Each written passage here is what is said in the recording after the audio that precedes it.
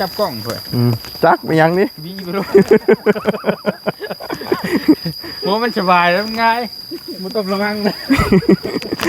ขาดรู้นี่เอาเต็มที่เนาะช่วยกันเพิ่งดูบ่บ่ฮอดประมาณ2นาทีกว่าเนาะประมาณ2นาที2 นาทีอันนั้นหาชั่วโมง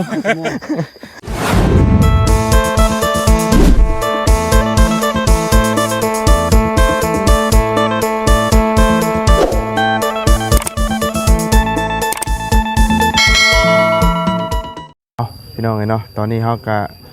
เข้ามาหา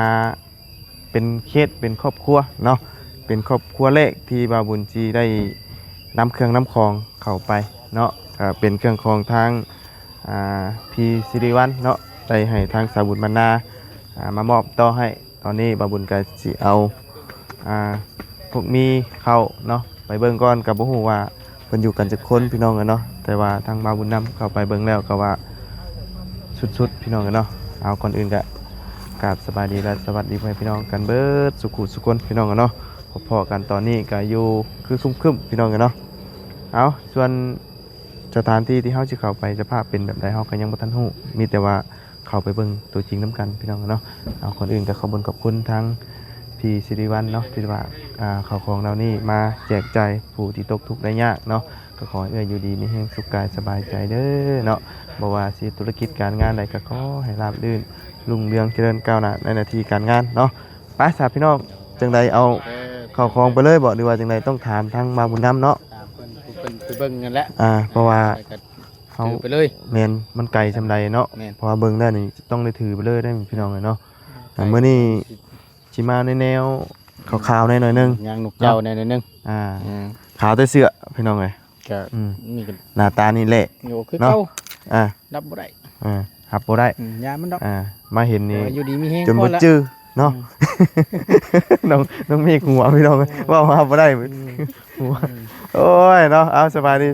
พี่น้องเอ้ยเนาะเปลี่ยนไหมนะเว้ยฮะเปลี่ยนนะเปลี่ยนแม่เฮ้ยอยู่ข้างหลังโอ้เบื้องหลังบ่มื้อนี้เบื้องหลังหลายเด้อมีแต่ตุ่มหอยคั้นมีจักเอาเสือบริษัทเนาะเนาะเอาเนาะมีแต่ถามทั้งบ่าวบุญนำได้เป็นจังไดอันครอบครัวที่เฮาสิเข้าไปนี่โดยอันคืนนี้เนาะถือว่าบ่าวบุญนำได้เข้าไปเบิ่งแล้วก็ถือว่าอยู่คนเดียวบ่มีลูกบ่มีเตาอยู่คนเดียวก็การอาบน้ำอาบในการใส่น้ำเนี่ยใส่น้ำฝนอย่างเดียวน้ำฝนเพราะมันแบบว่าก็บ่มีแห้งได้เนี่ยเบิ่งม้อยเมื่อกี้น้ำผ้าฟื้นน่ะเนาะเอาควันผ้าฟื้นจนบ่ถึงฮอดดนฟื้นแล้วเฒ่าแห้งบ่ในวันนี้น่ะก็ประมาณมง60กว่านี่แหละประมาณปีนท้องกันถึงประมาณ60กว่าเนาะก็ไปเบิ่งกันบ่เฮือนนี่หัวหมดแล้วฝนตกน่ะเป็นเฮือนหลังน้อยๆกระต๊อบน้อยๆนึงเด้มีแต่ไปเบิ่งตัวจริงกันเนาะถ้าบ้านอันเฮาจะเอาอันนี้ไปนี่แม่นไปเลยบ่ข้าวของนี่แม่นเพราะว่าไปเบิ่งแล้วเพิ่นก็บ่มีอันกินความบ่เคยกินอันของดีนะมีก็ยังบ่ฮู้มีแม่นยังบ่เคยกินจักเทื่อว่าซั่นเพิ่นว่านะเคยกินแต่ข้าวเกลือเป็นนัวเพิ่นฮู้ทำล่ะจังซั่นแหละโดยมีแต่ไปเด้อได้ซั่นเนาะโดยไปพี่น้องเอ้ยมาเอาของที่เฮาออกไว้เนี่ยง่ายๆเนี่ยเพราะว่าบ่าวบุญนำว่าเอาเตรียมไปเลยเขาจักซองทุงมีเนาะขนมน้ำบ่เฮ้ยผู้เฒ่ามีเล็กน้อยอยู่บ่ผู้เดียวเลยผู้เฒ่าก็กินได้อยู่ว่าขนมกันเนาะได้คือกันพี่น้องและเขาหลักๆเลยข้าวของเขาน่ะมีแต่ข้าวก็มีขนมเท่านี้เนาะนี่แหละสำคัญสุดตัวนี้แหละตัวมีนี่ถ้าว่าเฮาไปพ่อเป็นหมู่บ้านเนาะเขาจะได้แจกแบบคือที่ผ่านมาเนาะต้องแกะพี่น้องแต่นี่เขาพ่อเป็นครอบครัวกับไฮยูครอบครัวละแก๊สสิเนาะเขาก็อิงตามเบิ้งสภาพเลยพี่น้องกันเนาะถ้าว่าเขาสิให้แบบว่าลายเกินมันก็ยันของเขาเบิดบ่ทั่วบ่ถึงเนาะเพราะว่าเขายังสิไปอีกหลายหม่องหลายบ่อนนะยังบ่ได้มีเท่านี้ได้พี่น้องกันเนาะเผลอๆอาจจะเห็นทางบ่เตียงว่ายังสิได้พุ่นใดแข่งบ่อแก้วพุ่นใดทางเบาลี่บอกเพิ่นติดต่อมาว่าทางนั้นก็หลายโมเมนต์นั้น มันจิชุดเหนือของลาวมันได้ประจักษ์ มารอบนี้นะถือว่าคำว่า ชุดนะ ไปดีนะชุดอ้อมของเหนือด้วยนะคำว่าสิไปนี่ ชุดนะ อ่า ข้างนี้ดิ อ่าอู้ครั้งแรกในชีวิตพี่น้องเลยเนาะ ค่อยก็ได้ อ่า ใช้ทั้งได้เลย แล้วมีแต่พุ่นถามว่าบุญน้ำพุ่นไหนเพิ่นพาไปเนาะโดยสบายดีเนาะไปพี่น้องเลย จะไปทั้งบาบุญน้ำตัว สบายดีเด้อทั้งหลายสบายดีเนาะ งานใหญ่เนาะสบายดีเนาะ โดย ไปเอาเดินทางกันเนาะ ไปเนาะเอาล็อกรถก่อนเข้าไปในเลิกเติบเนาะเอารถเข้าก็ได้อันนี้ก็มา ไปได้ออกมาบ้าน เห็นบ่โอ้คาต่อหมากเงินเมนบ่หมากถึงโอนี่ นี่แหละ มันหน่อย อืมเขียวงามเนาะทางนี้ ดินนู้นเนาะ แบบคล้ายๆเขียวคือเขียวอันนั้นปุ๋ยเขียวหยัง กำลังเป็นน่ะ ใช่เอาออกมากอะ คือบ่เคยเห็นม่วงแล้วมันเริ่มเบิดเด้ เนาะเริ่มหากินยากแล้วบ่ เริ่มมากินยากแล้วเดี๋ยว อันเบื้องหน้าเบื้องหลังนี่กว่าเห็นว่าก็ได้เนาะนี่เราอาจจะเบื้องหลังอย่างเดียว ไม่เห็นคือผมซ้ำนี่ เออ คนไหนดิ เออเนาะ สมัครวิธีการบางอย่างจับกล้องเพื่อ จักไปยังนี่ วิ่งไปด้วยเพราะมันสบายแล้วมันง่ายมันต้องระวังนะมันง่ายว่ะ จะบีไปแล้วบ่ จะวิ่ง โอ้ย แบกด้วยโอ้อยู่ไทยได้ เจอยังโอ้บ่แล้วเฮากินข้าวเช้านี่คือว่าสั่งตำบักหุ่งคือบ่ได้เนาะ เออเดิน หมักตาวนี่ใช่เลยยังฮอดบ่ มีถามนะคือคืนนี้ว่าคืนหาชั่วโมงนะว่าบุญเราเดี๋ยวพุ่นใช่ไปได้ทั้งนั้นหมุนป้ามั่นแต่ทั้งนั้น โอ้ยขาดหรือรู้นี่เอาเต็มที่เอา ต่อยกันเพิ่งบุบป้าทุก โอ้เทิงพุ่นเลย คนอาบอย่างเดียวเลย สดร่างกาย เอิ้นยาไหนล่มไหนฮึบฮึบแล้วฮึบโอ้ปาโตยาไปแม้แต่จะคิดเด้อเฉอะถ่ายจะไปหาชั่วโมงนี่ ทำเรียนที่นี่เมื่อยไปง่ายขึ้น โอ้ลงมาบ่ได้แท้ครับไปหาชั่วโมงเขาต้องเคยย่างอีดีนะ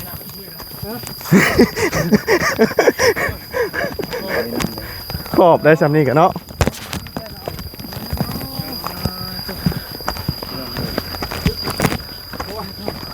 กดเก่งแบบ เด้อ นี่พวกเพื่อนเรา นี่แหละ ปวดแข้งเลย สบายดีเด้อ โดยสบายดี สบายดีเด้อเราเจ็บมาขลังเจ็บหลังจุดขลังโอเคเดี๋ยวทำเมื่อยก็ได้จังวะโอเคตายปะเบิร์ด เอา ตายปะเบิร์ด ตายจอมอยู่เรื่อย มานั่งน้ำเฮาพี่ เรื่อย พอเช้า พ่อมา มา นั่ง นั่งใกล้ๆพี่ มานั่งนู่นลูกมานั่งนี่ นั่งนี่นั่งนี่นั่งนี่ นั่งนี่ก็ได้ใกล้ๆเฮานี่เป็นยังดอกย่านเจ้าเลย หยัดคนรอบ่นั่นนี่ แต่โก บ่ ขอเวลาแป๊บนึง เฮ็ดเนาะบ่เฮ็ดเนาะ ประมาณเท่าไหร่จากรถมานี่ได้บ่3 นาที บ่ฮอด บ่ฮอด ประมาณ2นาทีกว่าเนาะประมาณ2นาที 2 นาที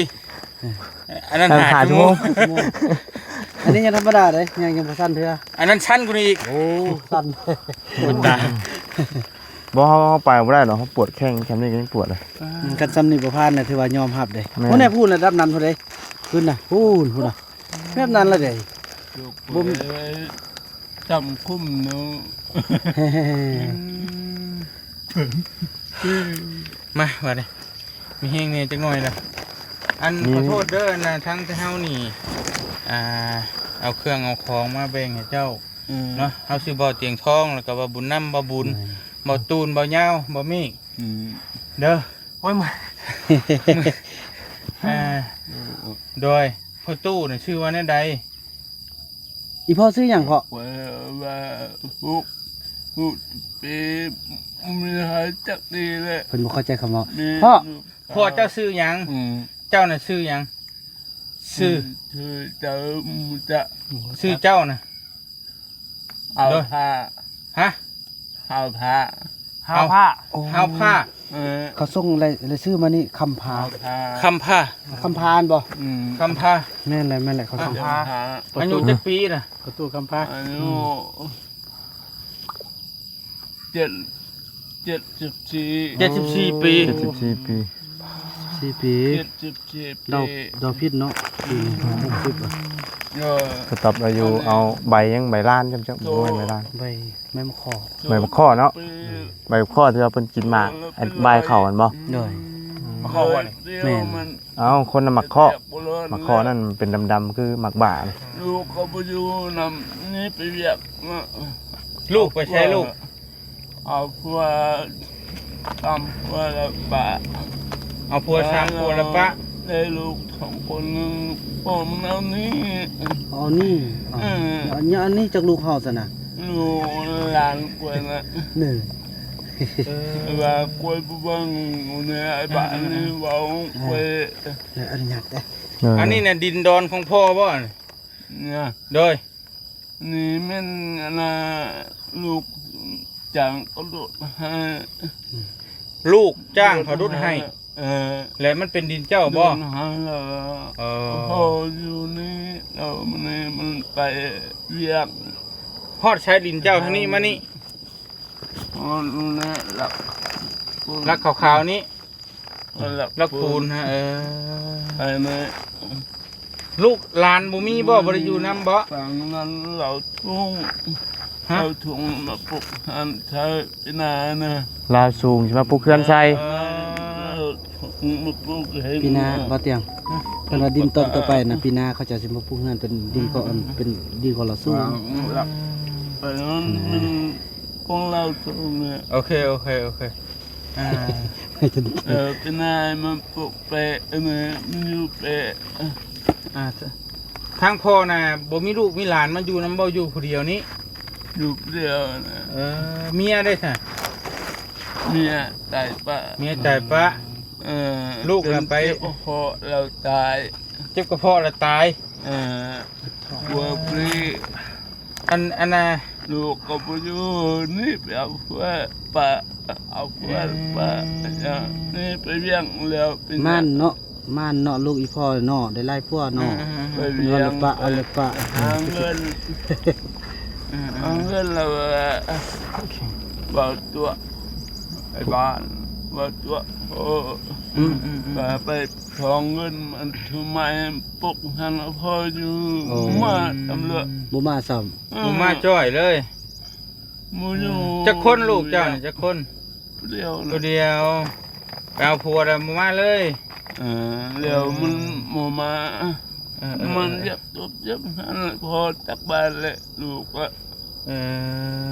มันฟังความไอ้น้องแม่มันน้องแม่มันลุงเนี่ย ได้แล้วบ่ว่าบ่ยังบ่เป็นหยังเพิ่นบ่มาแล้วก็ย่า นู่นนี่เราทำไปเราปุ๊มันโตน ปลูกมันต้นขายบ่อันนี้มันต้นเจ้าบ่ ไก่นี่ได้หลานเดียวนู้ราคา เบิดปีในล้านหนึง ปีได้1,000 กว่าบาทพี่น้อง ใน เนี่ย หลานเดียวถือเขาจินปีเดียวเนี่ยเราไปมาลูกฟังเงินมา5,000แล้วถือยาจนเจ็บหัวยาไว้นะเจ็บแอวเจ็บมือก ระบาดเนาะ ไปท้องเลย ทำมาละใครผู้จินเขาจะดี โอ้ เจ้าก็จะจึงก็นิ้วผู้อยากนั่งหันก็นิ้ว ไหนอยากเขาเจ้าว่านะ เฮ็ดแนวใด เอาบัดเขาวเหนี เจ็ ย ด ว โล ตัว เขาเนี่ยเขาหันเขาจึงหาเงินบล้วนแล้ว แสดงว่าเพิ่นน่ะ ให้บล้วน จิบ แล้ว กระเพาะเนาะ จิบกระเพาะ กินข้าวแค้นบ่ได้เนาะอืม ว่าจะว่าเขาที่นะฮะจะมันแข็งเยอะยันมันเข่า เนาะ ดีด แม่ มัน น เข้า ของเขามันเข่าไทยได้ แม่น อ่อนได้ อันนี้ข้าวอ้อนเพาะ เขาอ้อน ตาย เขาคอคอพก แซ่บ แซ่บ แซ่บแซ่บ อืม แล้วก็หูเขา เจ้า แซ่บว่า จึงแซ่บ นึ่งก็ได้เพาะข้าวอ้อนนึ่งก็ได้เป็นข้าวอ้อนเด้อ โดย นั่งจึงได้เจ้าจึงได้ โดยเด้อได้ได้นะ เคยกินยี่บ่นี่ จึงได้ ฮะเคยกินบ่ จึง ตัวนี้เด้ เคยกินบ่อันนี้เคยกินบ่ จึงได้ มันยังอันนี้น่ะ ไม่ยัง มันไม่ก็เชื่อ โอ้แล้วมันยังนี่น่ะ อียังชื่อยัง เนี่ย โดย กับนั่นว่ากับนี่ที่ มีจัด อยากกินแต่บ่มีเงินซื้อเนาะ อันนี้ไม่ยังอันนี้ เนี่ย โดย ขาอ่อนแต่ตัวต่อไปเลยล่ะ บุญหาชั่วโมงแต่หาชั่วโมงเคยที่กิน บ่ ย่างก่อน อันนี้นะ5วิ กินพอกิน แซ่บดี แซ่บดี คือหูคือจักว่าแซ่บอ่ะฮะ เอาไป ท่าน กินตะเคีย มันได้กินแต่เครือ มีเงินซื้อ เงินซื้อ มันก็ เรากินดูแซ่บบ่ กินเบิ่งแซ่บบ่กินนะเบิ่งกินโดย เอาจีก็จน กินเลยงอมงอม ทั้งนี้แซ่บกว่า เสียบประกอบแซ่บ แซ่บ บ่ กว่าเท่าอีก แซ่บบ่ โอ้แซ่บบ่ แล้วกาแฟจนแซ่บกว่าวาง อ๋อกินอะไรผู้เฒ่ากินกาแฟแล้วมันตาลาย อืม ล ยั อง งไง กิน บ่ได้ ยังกินนมกินขนมนี่นะใส่พอเอ้ยแห้ง นม ๆ ตา เลย เบิ่งย่างเบิ่งสภาพเพื่อนชานแล้วก่อนเป็นจังได กินน เนาะ มกับขนมนี่แซ่บ อ่าดูพี่น้องเอ้ยอันนี้กระตุกใส่น้ำเด้เนาะ กูมาเคยเดียวนะมึง อันนี้หมองตรงน้ำกิน เอาเด้อพ่อเฒ่าเด้อ พี่น้องเอ้ย นม น้ำกินบ่หรือว่าน้ำใส่เนาะ มีแห้ง เบิ่งนี่เด้ ไปไปบ่เลย เบิ่งอะพี่น้องเอ้ยอ่าที่อันนั้นนี่กะบ่ได้มีลบมีหยังเลยเนาะหมองนอนเรา ยาอะไรกิน มีหมองจุไฟจุไฟนี่หมองไว้ของเราอืม แซ่บบ่ อร่อย ไหม เนาะ แซ่บมีแห้งกินกับขนมนี่มีแห้ง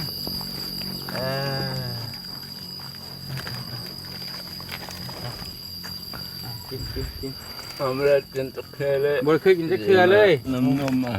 โอ้ มีเงินถือ มีเงินซื้อ ถูก แซ่บบ่ อยากกินคู่มือบ่ หวาน หวาน แต่ หวานมันกลมกรอบอยู่นี่หมดเนาะ หาเงินบ่ร้อน โอ้ แต่ก็บ่ร้อนแล้ว อืม ตายเอง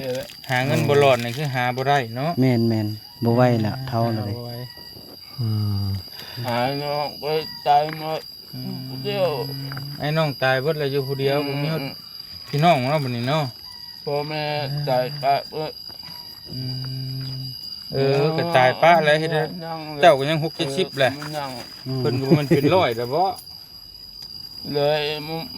มันอยู่นำเจ้าอยู่นำ ลูกสาวบ่อยู่นำ นี่เป็น น้อยใจแล้วลูกสาวบ่อยู่นำ มาลูกตัว ตัวบ่ ตัวพ่อ ตัวพอ ตัวว่า ตัวพ่อไว้มา ตัวพ่อว่าสิมาแล้วมันบ่มาจ้อย บางเงินมาหาเจนกับส้มใจ ใจไปใจมาเมื่อเดียว เบิดแล้วหาเชน ใจมันก็หมดเธอได้ใจอะดอก เฮากินข้าวมื้อเดียวก็ยังเบิดเลย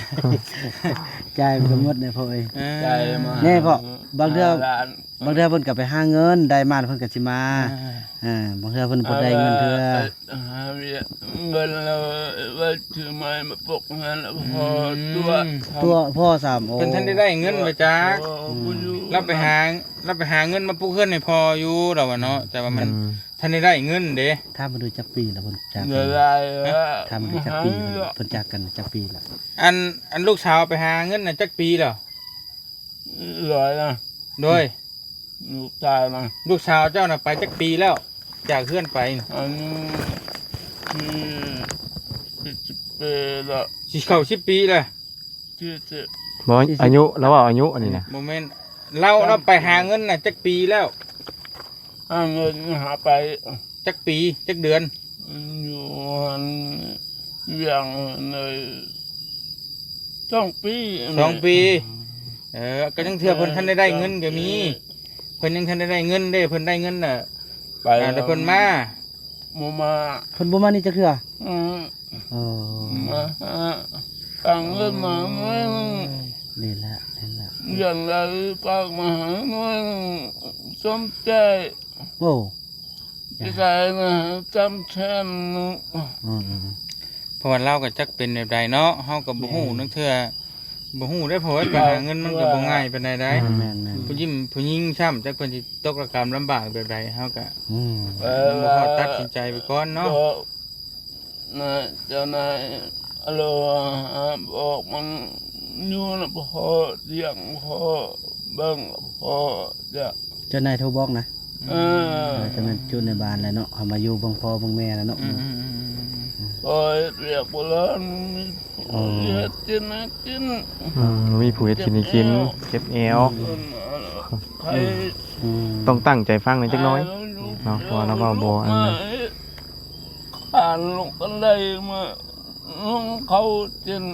อ้าว คานลงกันได้หนึงเขากิน กับล้นเป้มา โอ้ น้ำนี่ไปเอาอยู่ไสพ่อเฒ่า น้ำมี บ่มี เออ โอ้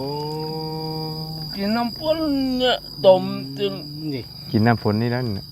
ผลกับผลใบล้านใบอันนี้เนาะมัน น้ำแซ่บบ่บะเมก มันก็อันนี่แหละเป็นน้ำ นี่ปก หลังคา เหลืองเชิญเทิน เหลือง นะ นะ น้ำสปอนเซอร์เราแล้วเดี๋ยวนี้เนาะ เพราะว่าทำเป็นช่างกระชี ใครน้ำน้ำขึ้นเด้ ไฟได้เอามีไฟใต้อยู่บ่มีเงี้ยงๆอยู่บ่ โอ้คอมโอ้มี พวกผมมีได้สิเห็นหงส์อยากกินข้าวกลางคืนกินได้ใด จะเป็นไตเทียน ใต้เทียนเอา ไตเทียนไปเอาวัดมา โอ้ กำหนึ่งไตหมดแล้ว อืม ความก็ปวดทำห้องเมื่อคืนนี้งมหัวเขาเมื่อคืนเนี่ย เอาโหเทียนมันยังมันเป็นหุ่งใช่มันนั่นแหละเฮ็ดได้มันน้ำฝนตกฝนลิ้นลมนี่ก็แล้วได้เทียนได้สิจูได้ติดได้ จับเลยโอ้โอเค มีแต่ว่าทางเฮามื้อนี้น่ะมี นะฮะ มีทางบ่บุญเด้อ เขาก็มีขนมเนาะ มีขนมเอามามอบให้เอามามอบให้เราพี่ ตู้ขนม โอเค ข้าวมีนมเด้อแต่ข้าวต้มขนม เพื่อเป็นหัวเองกั ถุ น งถุงยางชีพ ปัจใจ ผู้ใหญ่เพิ่นเอามาให้เด้อ มาหาจิน โดยมีนี่น้ำปูน้ำปลาปลากระป๋องปลากระป๋องปลาดอกปลาเด็กเคยกินอยู่บ่น แต่ก็กิน อันนี้ก็เคยกินอยู่บ่ กินมันกว่าผัก น้ำมันขวดจากดูมีหยังอันนี้ เมื่อน้ำตาล น้ำตาล โอ้ตายังดีอยู่เนาะ อันนี้เด้ ถึง เป็นนัวจักดีอยู่แล้ว เอามือกันดูเบิ่งนี่ มีหยังอันนี้ มือ มีอยู่จักดูเอาอันนี้ผู้ใหญ่เพิ่นฝากมาเด้อไว้กินเด้อไปเฒ่าเด้ออันนี้เป็นของเธอเจสสิก้าแต่ แต่อันนี่เป็นของพี่ศิริวัลย์เนาะ โดยเป็นของพี่ศิริวัลย์ ฝากมา เขาก็ได้ โดย เขา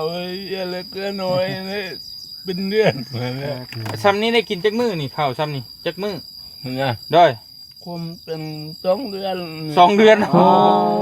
กินแบบใดเด้2 เดือนบัดนี้อ๋อ อันนี้ก็ยัง แสดงว่าอันนี้เดือนหนึงนี่ นี่เดือนหนึง อ่า บุคมปีจำเลย โอ้ โอ้บ่คุ้มแล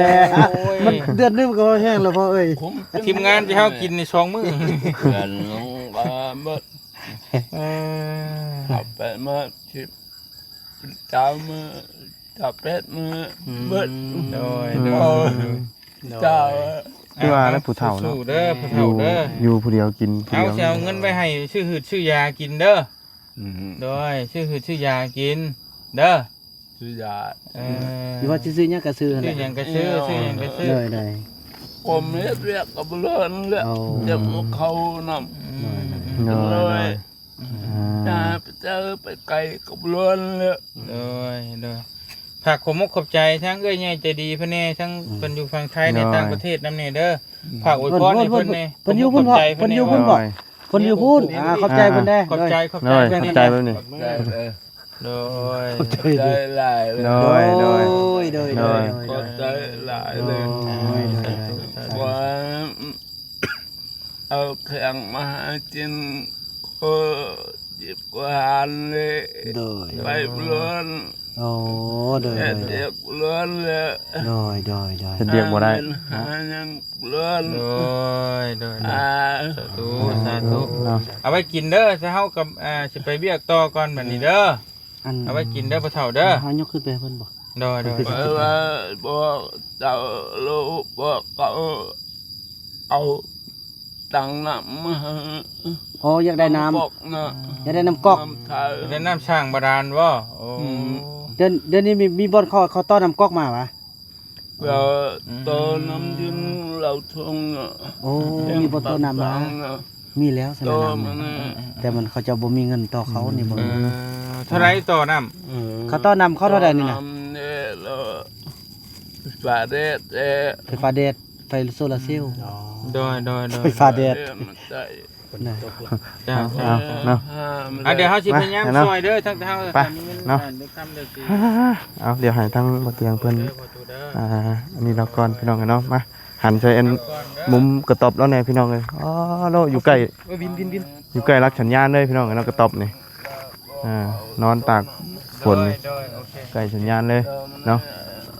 ผุพังมาเลยผู้เฒ่าพี่น้องกันเนาะอยู่ผู้เดียวกลางป่ามัน โดยโดย อยู่ทั้งภูเขาไปสูงครับก็เอาเนาะมื้อนี้ก็ได้เข้ามาหาทางประตูเพิ่นเนาะก็เว้าก็บ่ค่อยอันนั้นปานใดพี่น้องฟังบ่ค่อยเข้าใจปานใดเนาะเสียงเราเนาะก็ฟังได้แน่บ่ได้แน่พี่น้องเนาะก็ได้เอาข้าวเอามีเอาขนมเนาะมาให้ทางประตูเพิ่นก็เป็นของทางพี่สิริวัลย์เนาะก่อนอื่นก็ขอบคุณทางพี่สิริวัลย์พร้อมด้วยครอบครัวเนาะขอให้เอื้อยอยู่ดีมีแฮงสุขกายสบายใจเด้อเนาะบ่ว่าเอ้ยสิธุรกิจการงานใดก็ขอให้ราบรื่นรุ่งเรืองเจริญก้าวหน้าในหน้าที่การงานเนาะเอาเนาะมีแต่ชิล่ำชิลาเลยแหละพบเจอกันใหม่เดินทางต่อพี่น้องเนาะสำหรับวันนี้ขอบคุณพี่น้อง FC ที่คำติดตามรับชมคอยให้กำลังใจโดยตลอดมาเนาะสำหรับวันนี้ไปก่อนพี่น้องสบายดีฝนก็สิตกแล้วเนาะ